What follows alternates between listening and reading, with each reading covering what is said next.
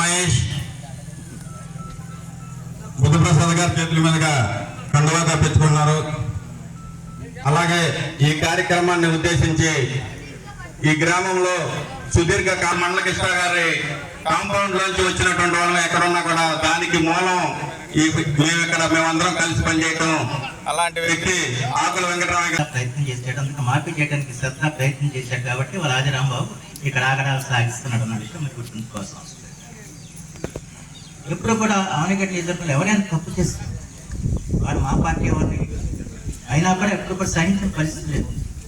అందువల్లే ఈ డివిజన్ ఒక శాంతిసేమగా ఈరోజు కూడా వర్ధిల్లుతున్న విషయం గుర్తుంచుకోవాల్సిన అవసరం. నాకే చాలా అవసరం ఉంది పోలీస్ స్టేషన్ ఫోన్ చేయడం వచ్చేయండి.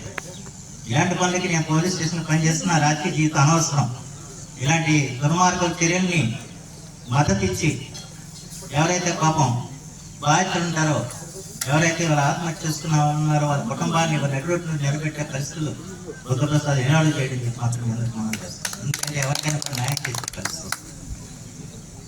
ఈ పరిస్థితులను కూడా గమనించి ఇవాళ ఇలాంటి ఎవరైతే దోచుకునే వాళ్ళు ఉంటారో ఆ దోచుకునే వాళ్ళకే ఇవాళ ఈ పార్టీలో స్థానం తప్ప మంచి వాళ్ళకి స్థానం లేదన్న భావనలోకి ఈ రోజున వైసీపీ శ్రేణులు రావడం, దాంతో ఆ పార్టీని వదిలిపెట్టి ఈ రోజున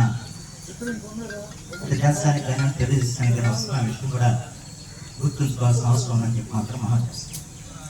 మరి వీళ్ళని ఎవరు మట్టి దోచుకున్న వాళ్ళు, ఇసుక దోచుకున్న వాళ్ళు, లేకపోతే ఇలాంటి కాలమని వార్తకు సంబంధించి వడ్డీ వ్యాపారస్తులు తప్ప నిజంగా మంచిని కోరుకునే వాళ్ళు కానివ్వండి, శాంతిని కోరుకునే వాళ్ళు కానివ్వండి, అభివృద్ధిని కోరుకునే వాళ్ళు కానీ ఇవాళ వైసీపీ పార్టీ తిరగలేదన్న విషయం మాత్రం గుర్తుంచుకోవాలని చెప్పిన ఈ సందర్భంలో నేను మనవి చేస్తూ ఈ రోజున దీంట్లో ఈరోజు జనసేన పార్టీలో చేరిన మిత్రులందరికీ కూడా హృదయపూర్వకంగా స్వాగతం చెప్తూ ఒకటి మాత్రం చెప్పండి, ఇది కూటమి ప్రభుత్వం.